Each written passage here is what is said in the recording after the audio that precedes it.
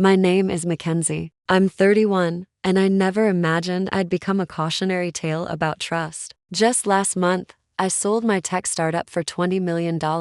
I was ready to put $10 million down in cash on my dream home. After everything I'd clawed my way through, from growing up with a struggling single mom to building a multi-million-dollar company, I thought I understood loyalty. I thought I understood family. So when I needed a safe place to hold the cash overnight, I chose the only place that had ever felt like home, my mother's house. By morning, both she and my younger sister Rebecca were gone, along with the money. All they left behind was a handwritten note, short, smug, and impossible to forget. If you're wondering why I'm smiling right now, keep watching. The revenge? Oh, it's coming. But first, let me take you back. I grew up in a cramped 2-bedroom apartment in Portland. Peeling wallpaper, mold in the corners, the kind of place where you could hear your neighbors argue through the walls. My mom, Diane, worked double shifts at a diner, came home with aching feet and the smell of grease stuck in her hair. Holidays were modest. Birthdays meant homemade cake. We never even said the word vacation.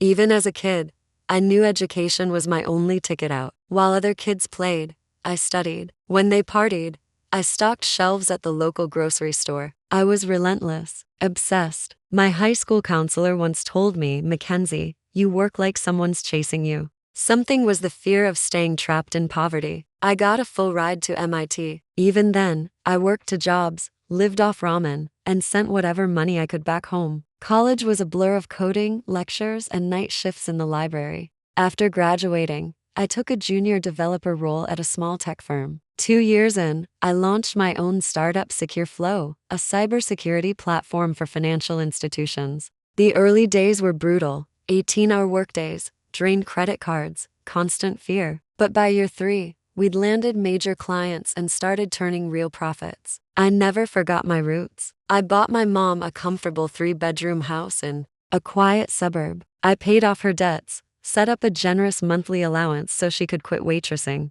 She always smiled, said, "Well, I guess one of my girls made it." But the smile never quite touched her eyes. Rebecca, my sister, was 5 years younger and allergic to anything that smelled like responsibility. She dropped out of community college, bounced between jobs and boyfriends, and every few months there was a new financial crisis. I helped. Rent, car trouble, medical bills. I offered advice to job leads, counseling resources. That part never landed well. It always turned into emotional phone calls to mom about how I was judging her. Last Thanksgiving, Rebecca kept slipping away for hushed phone calls. I asked. Mom said she was seeing someone serious. I didn't push it. Looking back, I should have. When I got the $20 million offer to sell Secure Flow, they were the first ones I called. Mom cried. Rebecca squealed. She asked if I could help her finally open that boutique she kept dreaming about. I didn't think twice. I was on top of the world, financially free, engaged to Jason, a steady, kind environmental engineer, and on the verge of buying a $28 million hillside home. It had glass walls, an infinity pool, and the kind of view that makes everything feel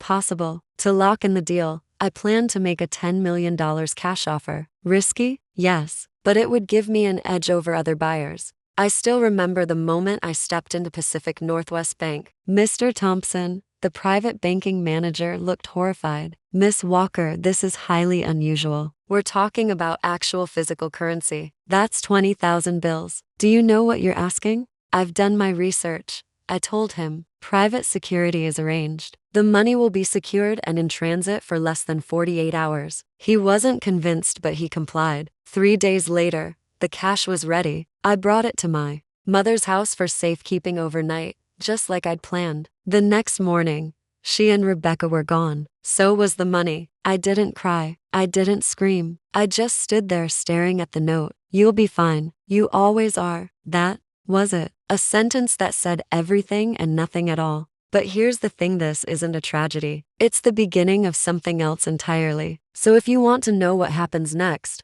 make sure to like, subscribe, and drop a comment letting me know where you're watching from. Because what they took from me, I took back tenfold. And I did it with receipts. 2 armed guards will escort me from the bank to mom's, I told Jason. The cash will stay overnight in her safe. In the morning, we head straight to closing. He frowned. Why your mom's safe? Why not a bank deposit box? His brown eyes searched mine, full of genuine concern. Bank boxes have size limits, I replied, and that safe is basically a vault. I had it installed for her a few years ago when she got serious about collecting those ridiculous porcelain figurines she's obsessed with. Jason ran a hand through his dark hair, his tell for frustration. This feels unnecessary. Mac, wire transfers exist for a reason. The Richardsons already had 3 buyers fall through because of financing. A cash offer makes me the surest bet. Trust me, I've got this. I reached across the table, took his hand. It's one night, then we'll be in our dream home. He squeezed my hand but didn't look convinced. I still don't get why you won't let me come with you. Because you've got that river restoration presentation tomorrow. It's important, and I'll be perfectly safe at Mom's. 2 days later, I stood in a private room at Pacific Northwest Bank, watching 2 tellers count $10 million in cash. The money was sealed in tamper-evident bags and packed into 3 plain black duffel bags. Just like I'd arranged, Kyle, my old friend from college, had sent 2 of his top guys, Trevor, a former military police officer, and Marcus, who'd done executive protection for high-profile tech CEOs. We took an indirect route to Mom's house, changing lanes frequently to check for tails. Trevor drove. Marcus sat beside me in the back, hand never straying far from his concealed weapon. When we arrived, Mom's eyes widened at the sight of the security detail. Rebecca was already there, supposedly helping with a garden club event. I'd later realize that was just another lie. Mackenzie, Mom said as the guards carried the bags inside, is all this really necessary? It's $10 million. Mom, I replied, leading them toward the home office. I'm not taking chances. The safe was built into the wall, hidden behind a sliding bookshelf, a bit dramatic, sure, but it was Mom's idea when I had it installed. Fireproof, digital lock, backup key large enough to hold the bags with room to spare. As the guards loaded the money in, I noticed Mom and Rebecca hovering in the doorway, their eyes locked on the bags. Back then, I thought it was just curiosity. Now I know better. We'll be back at 9 a.m. sharp, Trevor said as they left. Call if anything feels off. That evening, something in the house felt off. Mom was unusually cheerful, bustling in the kitchen, humming as she made dinner. Rebecca grilled me with questions about the new house, its security system, the safe, where I planned to keep important documents. Over spaghetti, Mom twirled her fork and asked casually, so, this money, it's all in actual cash, not checks? Yes, mostly $500 bills, I said, sipping wine. And the bank just lets you walk out with that much? Rebecca asked, voice slightly higher than usual. Not exactly. It took days and a lot of paperwork. And as you saw, I hired security. Mom nodded thoughtfully. And the sellers, they're okay with that? This isn't your average house deal. At this level, cash speaks louder than anything else. Later, Mom took a phone call behind a closed bedroom door. When she came back, her face was flushed. Everything okay? I asked. Just Helena from the garden club, she said too. Quickly, not quite meeting my eyes. I slept in my old bedroom that night. The twin mattress was too small. At midnight, I thought I heard whispering in the hallway, but dismissed it as my imagination or maybe Mom checking in on me like she used to. If I'd known it was the last normal night of my life, I would have listened closer. The next morning, sunlight filtered through the faded curtains. For a second, I felt like a teenager again. Then reality hit. I was 31, about to buy my dream home, and I had $10 million in my mother's safe. The house was silent, too silent. I checked my phone. 7:45 a.m. Mom? I called out as I walked down the hall. No answer. Her bedroom door was closed. I knocked. Nothing. When I pushed it open, the bed was perfectly made. Rebecca's room was the same, empty. A chill ran down my spine. I turned to the office. The bookcase was slightly ajar. I yanked it open and froze. The safe door hung open, empty. No duffel bags, no cash, just a yawning black void. No, no, no, the word turned into a scream as I tore through the house, checking closets, under beds, anywhere. Nothing. Then I saw it. A note, by the coffee maker, written in Mom's neat, familiar handwriting. Mackenzie, thanks for your money. We're finally going to live the life we deserve. Don't look for us. Mom and Rebecca. My legs buckled. I collapsed to the kitchen floor, The note crumpled in my fist. The room spun. They had taken everything. I called Jason, gasping through sobs. They're gone. The money, all of it. Jason, they took everything. 20 minutes later,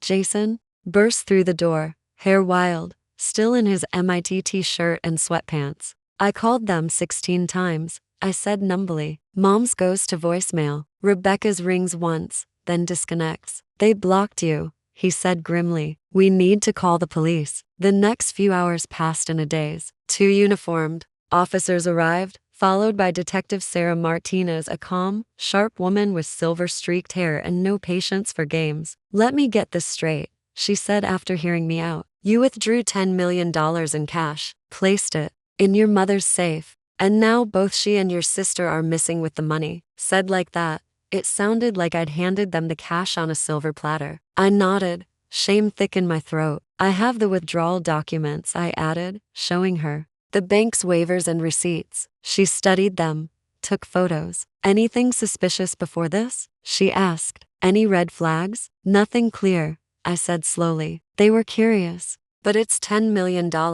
Who wouldn't be? She gave me a tight nod. We'll investigate. But prepare yourself, family theft cases like this are legally murky. They could argue it was a gift, a misunderstanding. It wasn't. I was buying a house, I said, fury rising. They stole it. We'll do our best. But these cases are complicated. After she left, Jason held me as I crumbled. Anger and heartbreak tangled in my chest. Who does this? What kind of mother steals from her daughter? Then my phone buzzed. A message from an unknown number. A photo. Mom and Rebecca, grinning in oversized sunglasses, boarding what looked like a private jet. The caption, always wanted to fly private. Thanks for making it possible. Moments later, a voicemail appeared. Rebecca's voice oozed false sweetness. Hey sis, bet you're freaking out right now. Well, get over it. You've had everything while mom gave up everything. This is just our turn. All those years watching you succeed while I struggled. Rebecca's voice crackled through the voicemail.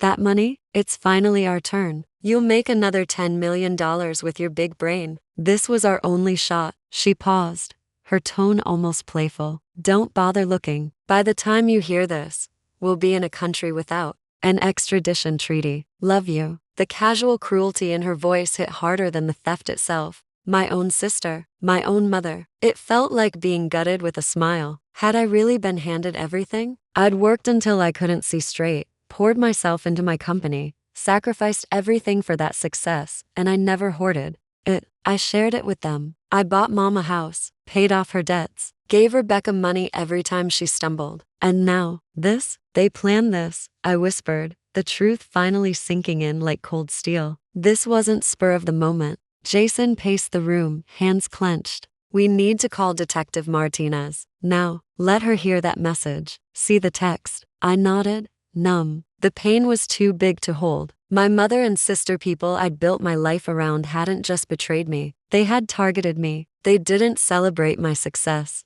They saw it as an opportunity to take. And then came the next wave of devastation. The house, my dream home. I was $10 million short. The deal would fall through. Everything I'd worked for was collapsing, and the ones who had toppled it were the people I'd loved most. The days that followed were a blur of police interviews, legal consultations, and endless, sleepless nights. Detective Sarah Martinez became a constant, steady, direct, and compassionate. We confirmed they flew to the Cayman Islands by private charter, she told me 3 days after the theft, sitting across from me at my kitchen table. From there, we believe they took another flight. We're still tracing it. How the hell did they even arrange a private jet? I asked, my coffee untouched. Your sister booked the charter 2 weeks ago. They paid in cash your cash and used false identification. She hesitated. Honestly, it was carefully planned. We believe they had help. Help? The word made my stomach turn. You mean, mom was working with criminals? Detective Martinez didn't flinch. There are encrypted emails, internet searches for non-extradition countries going back months. She knew exactly what she was doing. It felt like a stranger had been living inside my mother's skin. The same woman who once scolded me for keeping extra change from a cashier had been orchestrating a multi-million-dollar theft. Could they be with relatives? The detective asked. I shook my head. She has a sister in Arizona, Pamela. but they haven't spoken in years. Rebecca once mentioned cousins in Florida, but I don't know them. We'll check both. A strange family can suddenly become valuable when there's money involved. I contacted Richard Bennett, our longtime family attorney. His response was cold and firm. "This is theft," he said, seated in his sleek downtown office. "The bank receipts, your intent, the transaction timeline, it's all clear." She had no legal right to that money. Detective Martinez said it might be complicated because I chose to store the money in her safe, I said quietly. He removed his glasses. "It complicates the optics, yes, but the law still favors you." However, he hesitated. "International pursuit is another matter. We'll need emergency filings, cooperation from foreign governments, and even then there's no guarantee." "How long will that take?" His silence told me everything. Weeks, maybe months, possibly never. As the legal fight loomed, the emotional toll became unbearable. I started therapy with Dr. Elaine Foster, a trauma specialist. Twice a week, I sat in her softly lit office, surrounded by potted plants and abstract paintings, trying to make sense of a world that no longer felt real. "I keep replaying everything," I admitted during our third session. "Was Mom always like this? Was everything just fake?" Dr. Foster leaned forward, eyes gentle. "The human brain isn't wired to process betrayal from the people we categorize as safe. It rewrites your entire sense of reality." "I would have given them anything," I whispered. "Why steal it?" "Because for some people, need turns into entitlement. They convince themselves they deserve what others have, especially if they think the world has wronged them." Her words made sense, but they didn't make it hurt less. The nightmares didn't stop. I dreamt of chasing them through endless airport terminals, always a few seconds too late. I'd wake up drenched in sweat, reaching for Jason only to find his side of the bed empty. He'd started sleeping in the guest room. Our relationship, once rooted in warmth and mutual respect, was unraveling. Arguments simmered under the surface. The silence between us became colder by the day. "You have to start moving on, Mac," he said one evening after a particularly long call with Detective Martinez. "It's been almost 4 weeks. They stole $10 million from me." "I know," he sighed, "but you're disappearing into this. You don't eat. You barely sleep. You turned down that next tech offer. I can't think about work right now." "Exactly. This has consumed you. There's more to your life than this." He didn't understand. It wasn't just the money. It was everything. Every childhood memory, every sacrifice, every "I love you," all tainted, all fake. The investigation continued, and what it uncovered left me reeling. Encrypted emails between my mom and Rebecca dated back 18 months, referencing what they casually called the plan. Mentions of gambling debts, casino trips, fraud. Bank records showed Mom had secretly taken a second mortgage on the house I'd bought her. She'd also stolen from past employers, small enough amounts to avoid charges, but it showed a pattern I'd never seen. The final blow came when Detective Martinez found a box hidden in a crawl space above Mom's closet. Inside were notes on my company's acquisition, annotated articles, strategy diagrams, and a list titled Mackenzie's Weaknesses. At the top, trusts family completely. It was like reading my own eulogy written by the people I'd loved most. The mother I remembered, the one who stayed up with me when I had fevers, who hugged me after every failed test, who clapped the loudest at graduation, had either never existed or had been eroded beyond recognition by resentment and greed. 6 weeks after the theft, I sat across from Detective Martinez in her office. The blinds cast thin slats of shadow across her desk. She slid a folder toward me. "Singaporean authorities located the hotel, but your mother and sister checked out 3 days ago. They've altered their appearances." She showed me grainy surveillance photos. Mom now had short silver hair. Rebecca wore a dark wig and oversized glasses. The people in those images looked like strangers, but they weren't. They were my family, and they'd burned my life to the ground. I stared at the surveillance images in stunned silence. My mother's once shoulder-length gray hair was now a rich auburn bob. Rebecca had gone platinum blonde, her brown eyes replaced with icy blue contact lenses. Both had lost weight and were dressed in sleek designer clothes I didn't recognize. They looked like polished strangers, not the women who raised and laughed with me. "They don't even look like themselves," I murmured, my finger hesitating over my mother's altered face. The bone structure was familiar, but everything else had been erased. They're using the names Catherine and Emily Bradford. Detective Martinez said, purchased identities likely from the dark web. The forgeries are extensive. Digital footprints, paper trails, even fake social media histories dating back years. I blinked. How is that even possible? With enough money? She replied, almost anything is. My stomach dropped. They hadn't just run, they'd vanished professionally, methodically. The people I once called family had turned themselves into ghosts. As I left the station, a strange emptiness settled over me. The investigation continued, but every lead ended in dust. Mom and Rebecca were gone, slipping through countries and aliases with practiced ease. Back at my apartment, I found 3 voice messages waiting. One from Richard Bennett, my lawyer, updating me on the international filings. Another from my real estate agent, asking if I wanted to view a new listing. And the third from Marcus Wilson, a potential business partner. His message was polite but unmistakably clear. Given your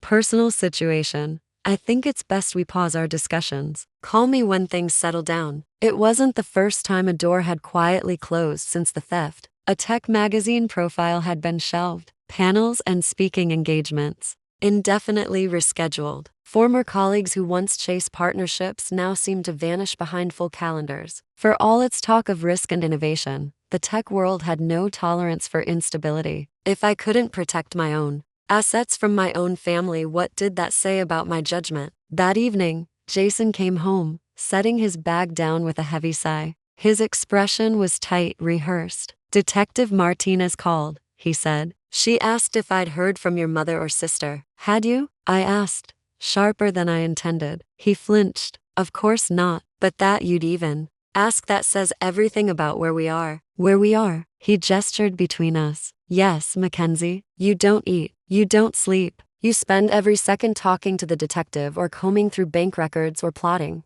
legal strategies. When was the last time we talked about anything else? I searched my memory and came up blank. This isn't just about money, I said. They stole everything. I know, he said gently, but you've let this take over your entire life, and I'm losing you to it. I'm the victim here, I snapped. And you're acting like I did something wrong. You are the victim. But that doesn't give you a free pass to shut everyone out. Your friends have stopped calling. You ignore every invitation. You've turned this apartment into a bunker. His voice cracked. I've tried, Mac. I've tried to be patient. But you won't let me in. What do you want from me? I whispered. I want you to ask yourself if there's room in your life for anything besides this obsession. He paused. Because right now, it doesn't feel like there is. Are you giving me an ultimatum? I'm asking for honesty, but I couldn't give it. I opened my mouth to tell him I could move forward, that I could imagine a life beyond the betrayal, but no words came. Because I couldn't. The pain was my identity now. The chase was all I had left. Jason's voice was low, final. I think I need some space. I'm going to stay with Greg for a while. When you're ready to live again, call me. He packed a bag in silence while I sat on the couch, unable to move, unable to speak. And when the door closed behind him, the apartment felt impossibly, brutally still. That night, I lay awake, staring at the ceiling, replaying every conversation, every moment. Looking for signs, looking for the places I'd failed to see what was coming. Had they always been this way? Or had something inside them broken when the money appeared? I had lost everything. Sleep, food, my partner, my reputation, the money, my sense of self. And then the phone rang. 2:17 a.m. I blinked at the screen. Trevor Sullivan, one of the private security officers who had helped escort the funds. Trevor? I answered groggily. Is something wrong? I'm sorry to call so late, Miss Walker, he said. But I need to speak with you. In person. It's about your situation. Now? I asked. Yes, ma'am. This can't wait. Exactly 19 minutes later, Trevor stood in my doorway, still in uniform, his face grim. Is the apartment secure? He asked as I let him in. Anyone else been here? No, just me. Trevor, what's going on? He scanned the room and then turned to me. The money your mother and sister took, it wasn't real. The world tilted. What? The cash in those duffel bags? Counterfeit. Extremely sophisticated, but fake. No, that's not possible. I staggered back. I withdrew that money myself. You were there. Yes. But there's something you don't know. He paused. Kyle, my boss has a standard protocol for high-value transfers. All bundles are tagged with tracking devices and chemical sensors. When we placed the bags in your mother's safe, the trackers were active. 2 hours later, the sensors detected a change in composition. The real money had been swapped out. I shook my head, reeling. So someone else stole it? Trevor's expression darkened. Not exactly. The switch happened before delivery, at our secure facility, 3 days before the withdrawal. You contacted Kyle, privately. You told him you suspected your mother might do something and asked for a contingency.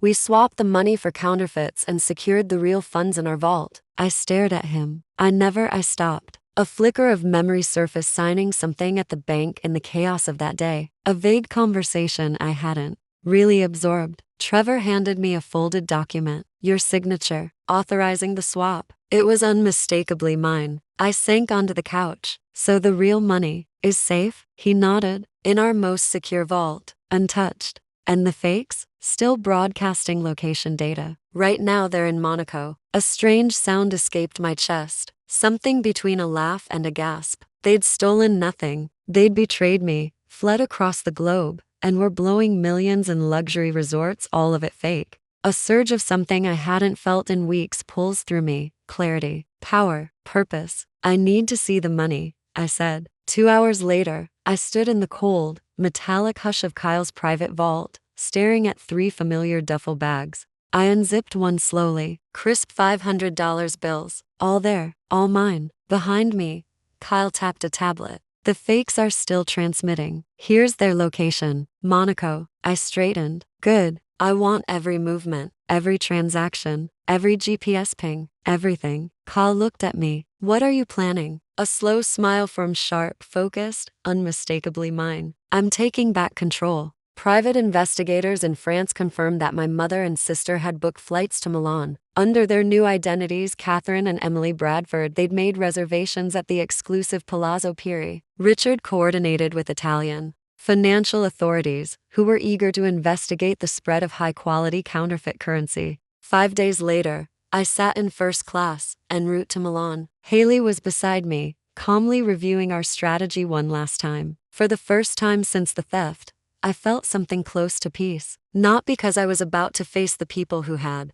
betrayed me, but because I had finally taken back control. Are you nervous? Haley asked as the plane began its descent. I considered the question. No, I said honestly. I'm ready. Milan welcomed us with warm sunshine and cloudless skies, as if the universe itself had granted its approval. We set up our temporary command center in a hotel suite near the Palazzo. Kyle's surveillance confirmed that my mother and sister had checked in earlier that morning. They've made dinner reservations for 8 o'clock p.m. Detective Martinez reported. La Scalola, private table, champagne pre-ordered. Perfect, I said, studying the restaurant's floor plan. We'll confront them there. It's public enough that they won't make a scene, private enough to say what needs to be said. Richard adjusted his tie nervously. Remember, the Italian authorities are ready. Once we confirm they have the counterfeit bills in their possession, they'll act. I nodded, calm and steady. The anger that once consumed me had been replaced by clarity. This wasn't about revenge anymore. It was about truth, about resolution, about reclaiming the story of my life. At exactly 8:15, I stepped into La Scalola wearing a simple black dress and a low ponytail. Haley and Kyle lingered by the bar. Detective Martinez waited outside with Italian officers. Richard coordinated from our suite. I saw them immediately. My mother wore an emerald green gown I didn't recognize, her auburn hair perfectly styled. Rebecca was draped in Chanel, diamond earrings glinting under the low lights as she laughed at something on her phone. Between them sat a bottle of Dom Pérignon and a black Hermes handbag likely containing part of the stolen cash. They didn't see me until I was at their table. Room for one more? I asked softly. The shift in their expressions would have been laughable under different circumstances, shock, confusion, and fear flashing across their faces. Mackenzie, my mother breathed. How did you? You haven't exactly been subtle, I said, sliding into the empty seat and waving off the hovering waiter. Nice dress. Valentino? Rebecca recovered first. Her smile was tight.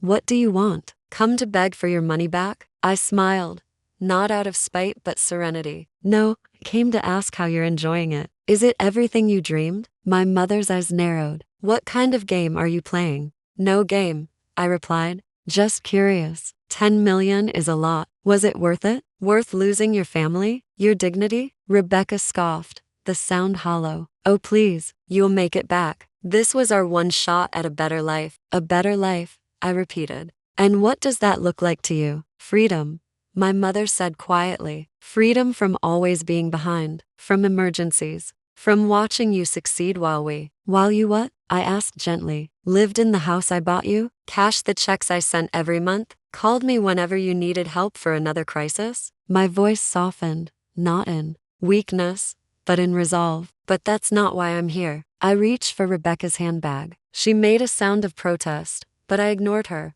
pulling out a thick stack of cash. Know what's interesting about $500 bills? I held them to the light. They're so rare that people barely question them, which makes them ideal for counterfeiting if you do it right. Their faces froze. These, I said, are fakes. High quality, but fakes. That's not possible, my mother whispered. It is, and they're all like this. Every single one. You've been spending worthless paper. Rebecca snatched the stack from my hand. You're lying. We've been using them for weeks. Yes, small amounts, in tourist shops, luxury stores distracted by your looks and jewelry. Try putting them in a bank. Try buying real estate. You'll hit a wall. My mother's hand trembled as she reached for her wine glass. The real money never left the vault, I said. All 10 million untouched. That's impossible, Rebecca hissed. We took it ourselves, after it had been swapped, I said. You really thought I'd move that much cash without a contingency? I didn't want to believe you'd betray me, but I prepared anyway. Their expressions shifted from defiance to disbelief to something like dread. Rebecca began digging through her purse, scanning bill after bill. My mother's face went pale. You can't prove we took anything, she murmured. It's your word against ours. Maybe, except for the tracking devices embedded in those counterfeit bills. The ones that recorded your journey through 3 continents. I tilted my head slightly toward the entrance, where Martinez stood flanked by 2 Italian officers. The authorities know everything. You set us up, Rebecca whispered, her voice cracking. No, I said softly. You set yourselves up the moment you decided to steal from me. What followed was quiet, almost clinical. The officers approached discreetly. No cuffs, no shouting. Just calm instructions and firm hands. They were taken into custody. Hotel rooms searched. Nearly 7 million in counterfeit cash recovered. Later, I sat across from my mother in a gray interview room at the Milan Financial Crimes Division. Her designer dress was wrinkled, her makeup streaked. She looked small. Why? I asked. I gave you everything. Why take it? She couldn't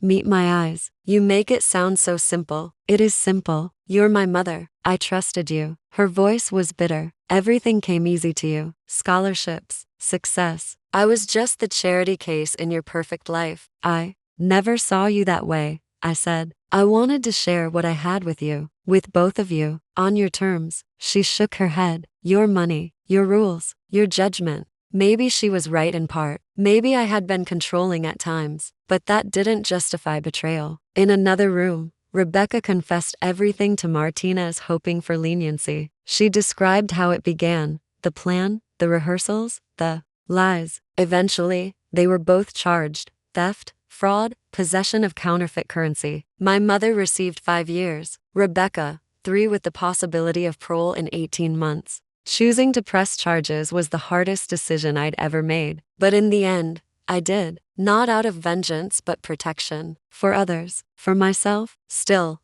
I declined to offer a victim impact statement. They've already lost what mattered. I told Richard. Their freedom. Their relationship with me. That's enough. 3 months later, I bought a new home, not the modern palace I once imagined, but a cozy house on a wooded hill overlooking the city. Smaller, quieter, safer. Jason came back, not all at once, but slowly, carefully. He was proud of how I'd handled everything. We were rebuilding, brick by emotional brick. Date nights, therapy, laughter. You know what's ironic? I said one evening as we sat on the porch, watching the sun bleed into the trees. If they'd just asked, I would have helped them. Not 10 million, but enough. Jason pulled me closer. Some people don't know how to ask. Taking feels like control. Asking means admitting they needed you. I'm still trying to understand, I said. But maybe that's okay. Maybe I never fully will. I'd returned to work, not building a company this time, but consulting. I'd reconnected with friends. I was learning how to trust again, cautiously,